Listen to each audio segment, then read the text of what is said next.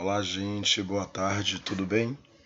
Eu sou o Babá Anderson de Ologunedé e conforme eu havia dito aí para vocês, nós vamos dar prosseguimento ao projeto UniAxé, que é um projeto que visa disseminar conhecimento para o povo de Axé, para o povo de Santo. É um projeto que não tem como intuito denegrir a imagem do outro, desclassificar, nem tampouco desfazer do conhecimento do outro. A ideia do projeto realmente é a disseminação do conhecimento, a quebra do tabu e o trabalho com temas relevantes que diz respeito ao povo do santo. Infelizmente não tem tanta ênfase. Vamos lá.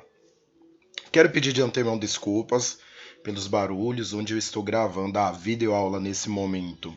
Não é um ambiente propiciatório, mas eu vou fazer o possível para passar para vocês aí o material que eu confeccionei e eu espero que seja de validade. Nós vamos falar sobre o seguinte: depressão e iniciação ao orixá. Fazer o santo cura a depressão? O que é que vocês acham? Eu lanço uma provocação sobre esse tema. Será que realmente se iniciar para o orixá existe a possibilidade aí da cura de um quadro depressivo? Nós vamos discutir isso mais à frente. Até que ponto distúrbios espirituais afetam a saúde mental? O que vocês acham sobre isso? Nós vamos discutir também. Você deve parar de tomar os antidepressivos porque vai fazer santo? E aí, Yaor? Você vai recolher meu Ebome, minha Ked, enfim. Só que você já faz um tratamento para a depressão. E aquele babau, aquele A joga e fala, olha, suspende todos os medicamentos. Isso é correto? Veremos.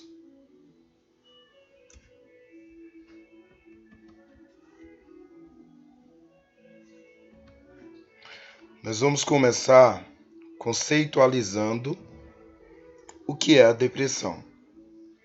Toda casa, para ser construída, todo prédio, é necessário que exista uma planta para que se entenda o que vai se fazer em torno de todo aquele processo de construção. Quando nós vamos estudar um determinado assunto, é necessário conhecer as bases desse assunto. Quais são os pilares básicos para que eu entenda do que eu estou falando sobre o que eu estou discutindo. A depressão, de uma forma conceitualizada, ela é um problema que acompanha os seres humanos há muito tempo. A Organização Mundial da Saúde, gente, estimou que 300 milhões de pessoas de todas as idades no mundo sofrem de depressão. É o mal do século. E vale lembrar que a Organização Mundial de Saúde, a OMS, ela divulgou em nota que em 2020, no caso, ano que vem, a depressão vai ser a segunda doença mais incapacitante do mundo, a segunda maior doença.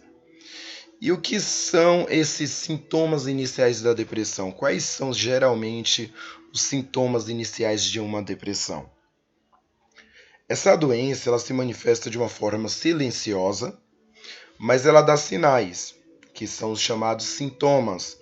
É o que é um grito, é uma espécie de comunicação do indivíduo, do comportamento dele, sinalizando que algo não vai bem, que algo está errado. E quando nós falamos de sintoma, nós falamos de um sinal que, em conjunto, corroboram para um fim diagnóstico de um quadro depressivo, ou não. Mas é preciso entender a diferença entre uma coisa e outra, o que difere uma tristeza profunda e contínua de uma tristeza considerada saudável e não patológica.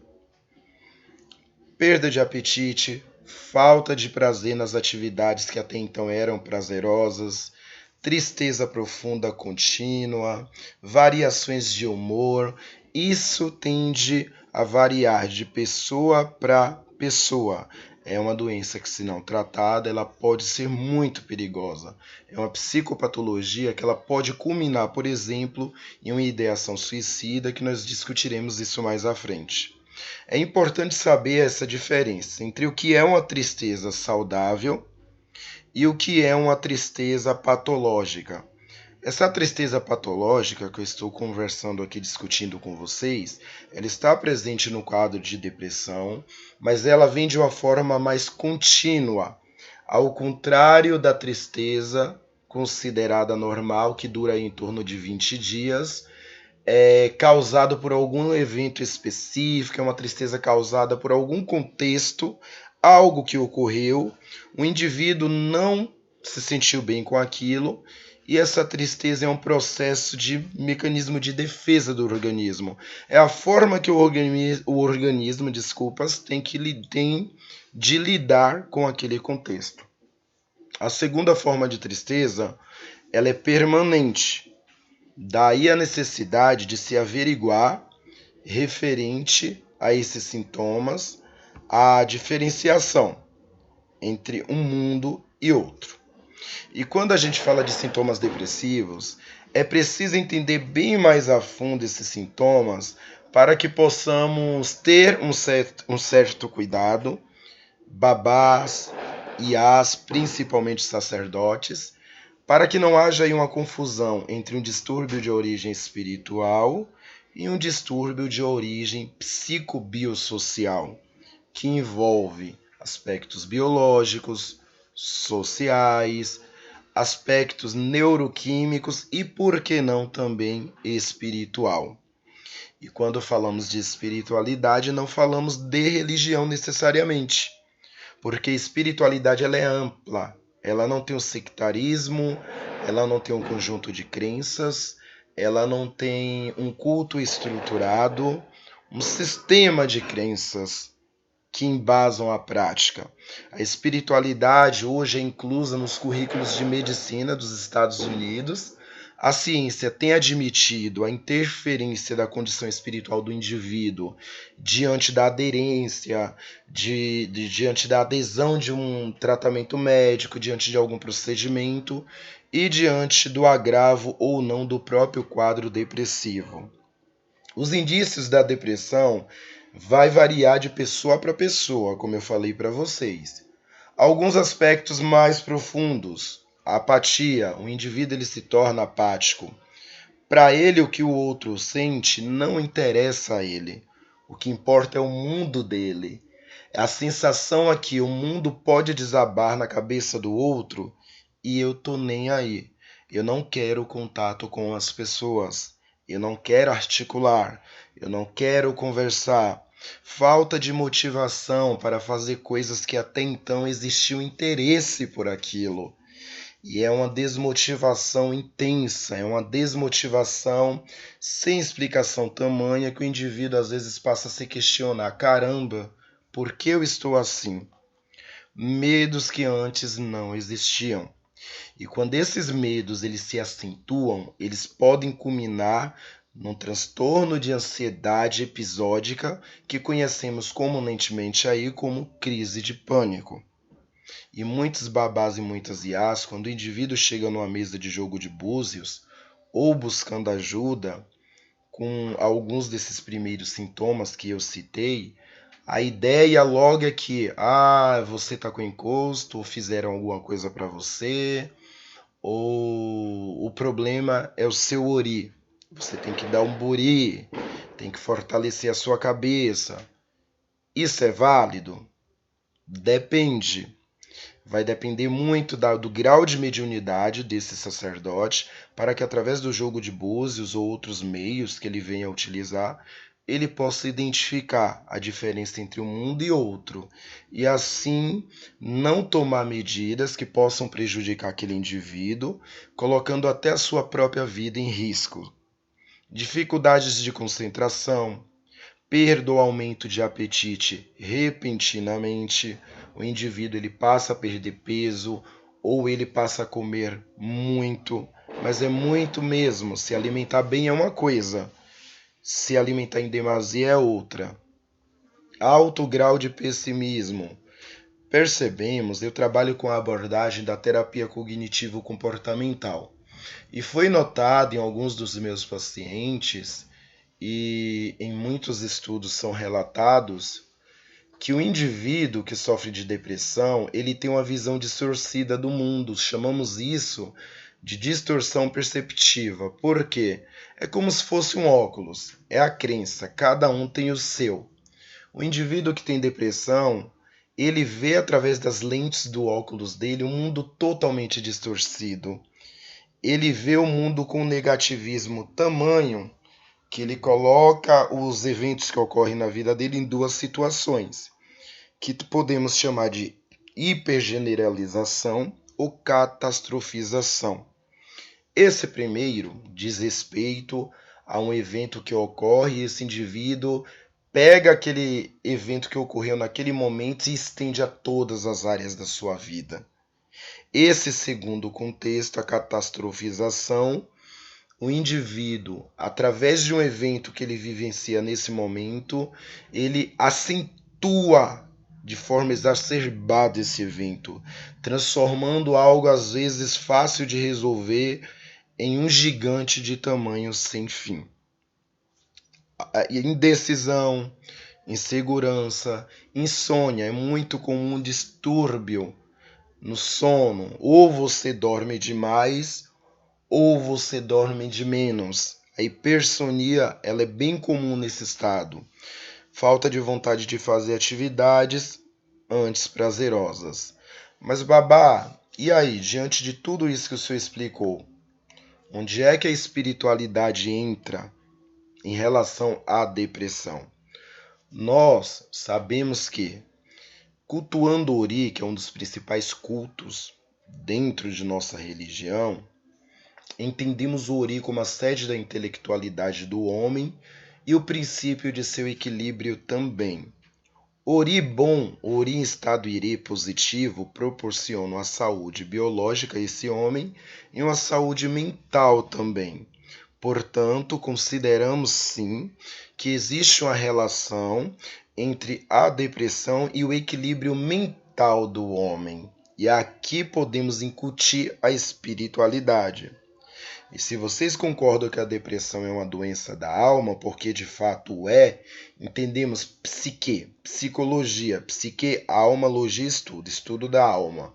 No contexto científico, essa alma não diz respeito a algo abstrato que venha a ter contato com o mundo concreto, mas diz respeito a algo que não é visto, mas que é sentido, passível de adoecimento.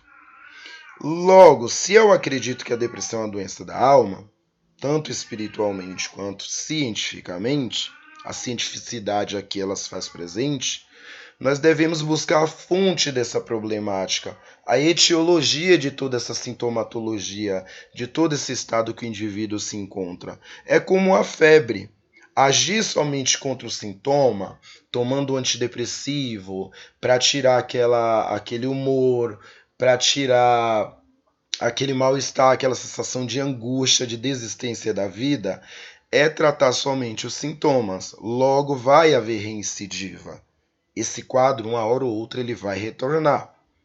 Diferente de você tratar a raiz do problema, entender de onde ele vem.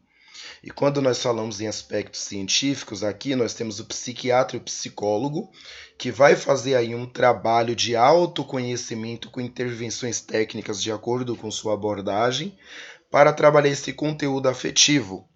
E quando a gente fala no candomblé, no santo, no orixá, nós recorremos ao buri, para dar comida a esse ori, ou seja, fortalecer esse ori através de ritos específicos, para que esse venha impactar a saúde física e espiritual desse indivíduo de forma positiva, permitindo para ele gozar de uma melhor qualidade de vida. Para o espírito encarnado, a depressão ela é como uma febre. Ela é um sinal que existe algo errado na vida daquele indivíduo. E se existe algo errado, esse algo precisa ser reparado e mudado. É aqui que nós tocamos em uma ferida que muitos não querem admitir. Essas feridas podem ser a avareza, a inveja, o narcisismo exacerbado, que é aquele amor em demasia a si próprio. Amor próprio é uma coisa, o narcisismo é outra, é um processo doentio de hipervalorização a si próprio. Os vícios, a vaidade, o orgulho, a arrogância, a ira, a intolerância. É a criança interna que não cresceu e tem dificuldade de lidar com todas as frustrações ao seu redor. Aí eu pergunto para vocês, qual desses elementos ou outros que eu não cheguei a citar aqui nessa videoaula que você não carrega na sua personalidade? É bem difícil quando a gente para refletir sobre isso, porque se torna mais confortável terceirizar esse processo doentio para um fator espiritual, para um fator familiar, enfim, e é bem difícil admitir as próprias culpas que colaboraram para o desenvolvimento desse quadro. Você teria humildade o suficiente para identificar tudo isso que eu citei em si mesmo? Bom, é um caso a se pensar. Aí a gente entra naquele contexto que eu falei. É boss para a depressão? Como assim, babá? Ori tem uma importância imensa dentro do culto. Quando vamos iniciar um Yaô, esse Yaô tem que tomar Buri, porque primeiro o Ori é agradado para depois o Orixá. Se esse Ori não estiver bem, o nosso Orixá, nosso ancestre, enfim, nossa divindade, não vai ter aí uma expansividade energética na nossa vida, o qual chamamos de axé, porque o Ori é como se fosse um cano por onde vai passar água limpa. O Ori é a canalização dessa energia. Logo, para que ela possa fluir de uma forma clara, esse Ori tem que estar bem. E falar de Ori é falar de orixá também. Falar de Buri é falar de um rito que alimenta esse orixá, porque consideramos Ori também um orixá, uma divindade. Ori é muito sagrado. Tanto que a cabeça é onde se faz todo o processo de iniciação.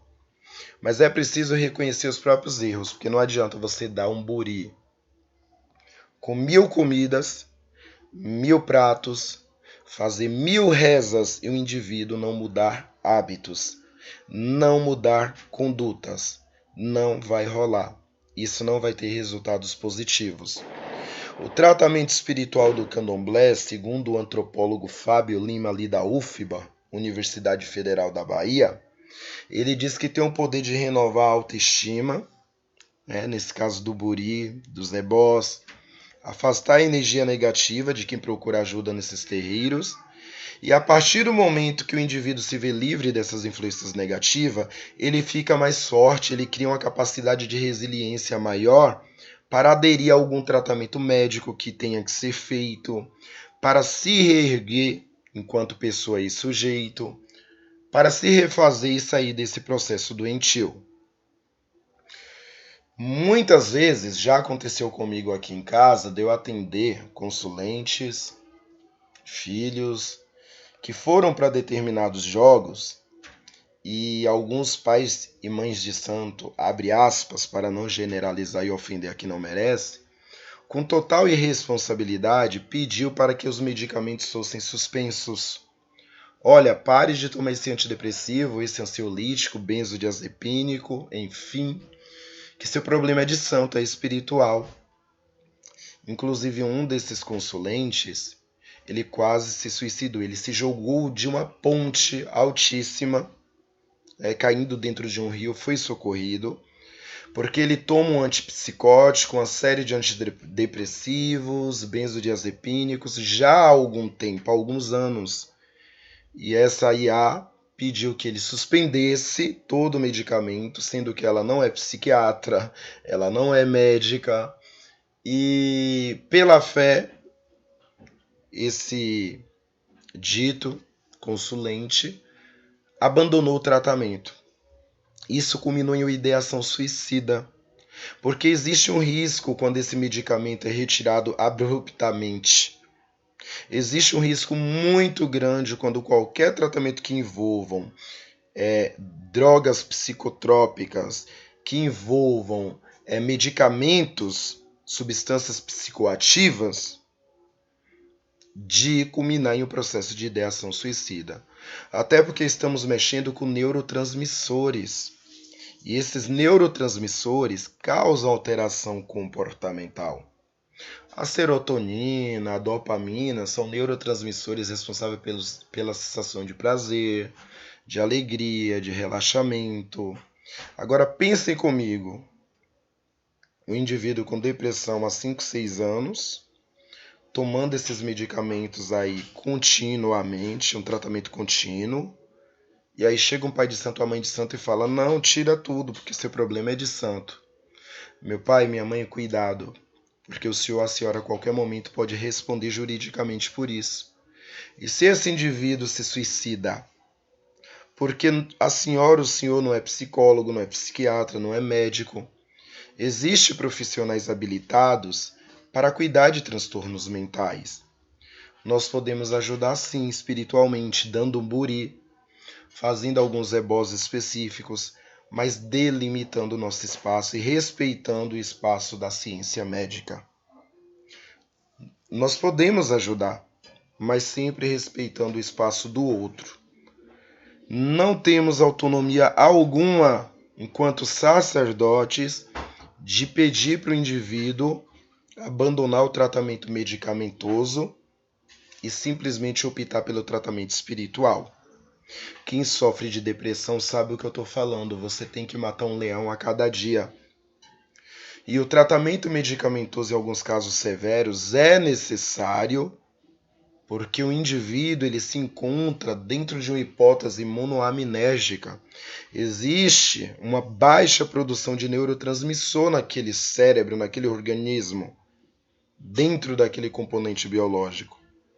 Aí o pai e a mãe de santo, sem conhecer desse processo, vai e faz uma coisa dessas. A depressão, ela envolve fatores biológicos, sociais e espirituais também. Daí o nosso papel enquanto sacerdotes de ajudar através dos processos ritualísticos que lançamos mão aí dentro do axé.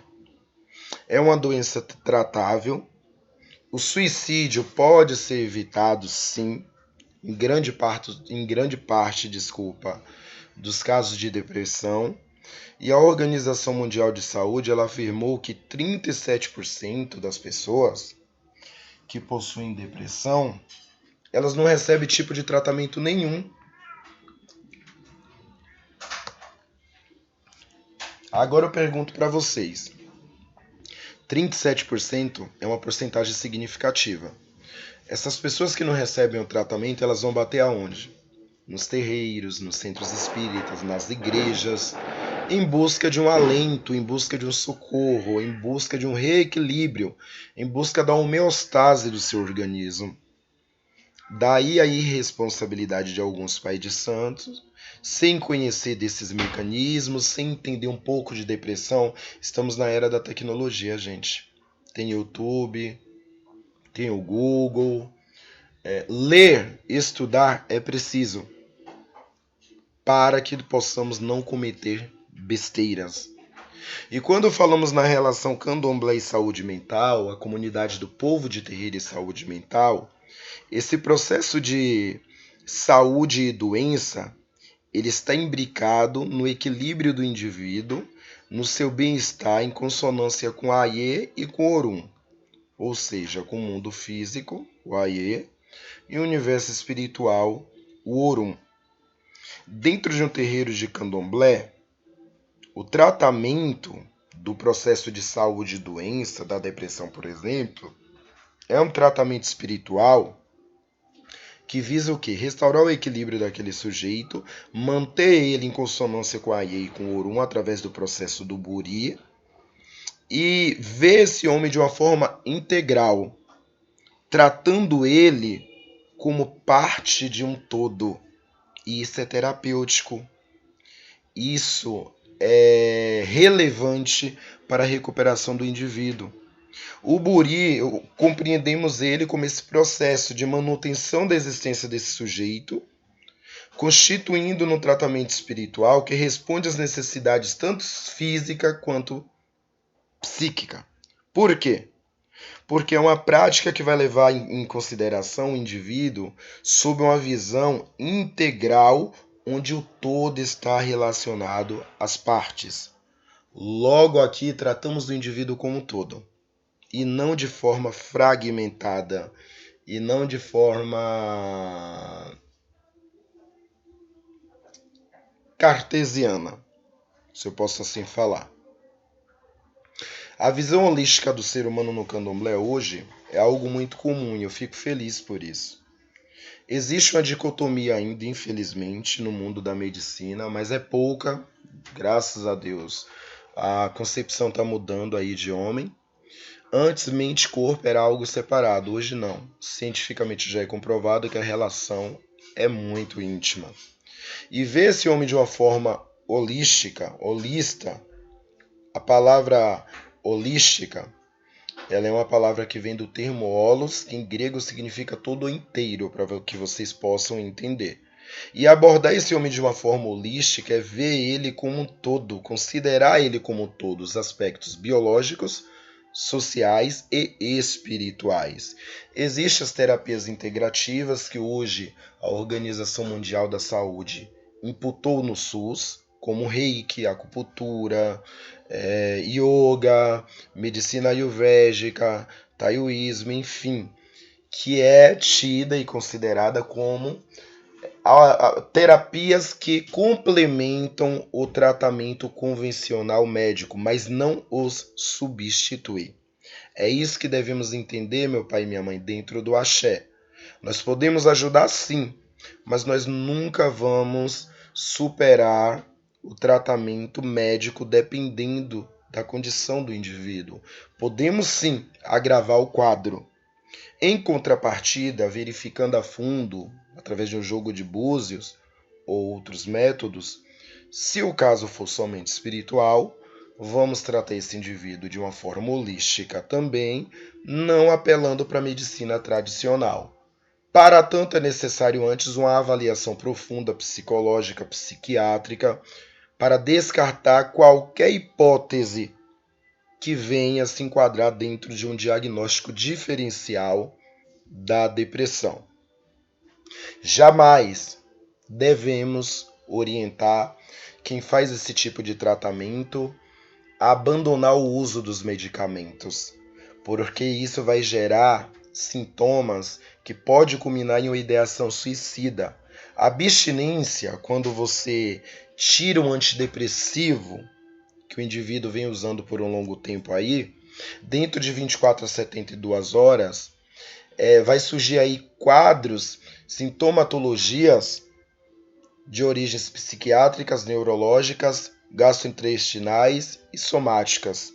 As psiquiátricas são ansiedade, insônia, irritabilidade, explosões de choro, distúrbio de humor, sonhos vívidos. As neurológicas e motoras são sensação de tonturas, vertigem, sensação de cabeça vazia, cefaleia, que é uma dor de cabeça muito aguda, falta de coordenação motora, alteração de sensibilidade da pele, tremores, gastrointestinais, náuseas, vômitos, alteração do hábito intestinal ou muita diarreia ou constipação. E somáticos, que é cansaço em excesso, que é a fadiga, calafrio, letargia, dor muscular, congestão nasal, tudo isso por conta da retirada do medicamento. Agora o senhor e a senhora pense comigo, será que realmente, enquanto sacerdotes, temos autonomia para fazer a retirada de um medicamento de tarja preta ou não, mas que interfere na modificação psíquica do indivíduo? Nós temos autonomia para interromper esse tratamento?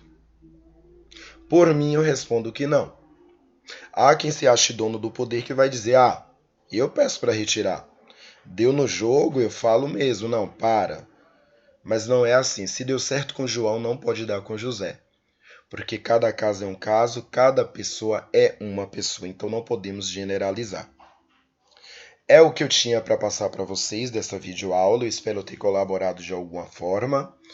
E para finalizar aqui, eu quero passar para vocês as apostilas do projeto UniAxé, que nós comercializamos com o fim de levantar verbas para a manutenção do projeto. Eu tenho uma apostila de Segredo do Culto aos Orixás, é uma apostila em formato digital, todas essas apostilas, onde falamos de favas, o uso de cabo da fava para cada santo, folhas, rezas, falamos sobre o Orixá Jagum, falamos sobre processos ritualísticos em torno do Ori também, alguns processos, temos ebós diversos, temos comida de santo, como é preparado cada comida, como é feita cada comida. Eu vou deixar o contato abaixo da descrição dessa videoaula para quem tiver o desejo de adquirir, deixando claro que eu acabo não respondendo a dúvidas nem batendo papo, porque infelizmente eu não consigo, eu tenho minha profissão fora do axé. Eu sou psicólogo, eu atendo e trabalhar é preciso. Eu conto com a compreensão de todos. Temos a apostila também Segredos de Iniciação ao Orixá Oxum. É uma apostila de fundamento passo a passo, voltada para sacerdotes, sacerdotisas, ogãs, equedes. Mas, babai, se essa apostila cair em mãos erradas, eu sei como eu estou fazendo o filtro para comercializar essa apostila. Fiquem tranquilos. Dentro dessa apostila, eu vou ter cada caminho de Oxum, por exemplo, Opará, Ijimun, Abotô, como raspar cada Oxum, quais balaios que vão, como é feito o encanto de cada caminho, onde se começa o labê, o processo de iniciação, onde se termina esse labê, o que vai no ibá de cada Oxum. É uma apostila de extrema validade para os meus pais e mães. Jogo de búzios com hora agendada, quem tiver interesse aí é só chamar no mesmo contato, eu atendo com hora agendada. E breve eu estou lançando a apostila de Buri, que é um passo a passo do ritual de Buri, voltado para babás e as também, para auxiliar aí na quebra das barreiras do conhecimento. Cuidar de Ori é extremamente importante. E eu vou fazer essa apostila e estou confeccionando, na verdade, quase terminando, para auxiliar nesse procedimento. E eu fiz uma breve apresentação, que alguns de vocês eu tenho certeza que não sabem da minha vida profissional, mas eu sou psicólogo, realizo atendimentos com crianças, adultos, casais, enfim. Sou neurocientista especializado em atendimento de transtornos de aprendizagem, com criação de estratégias, com trabalho de desenvolvimento psicomotor.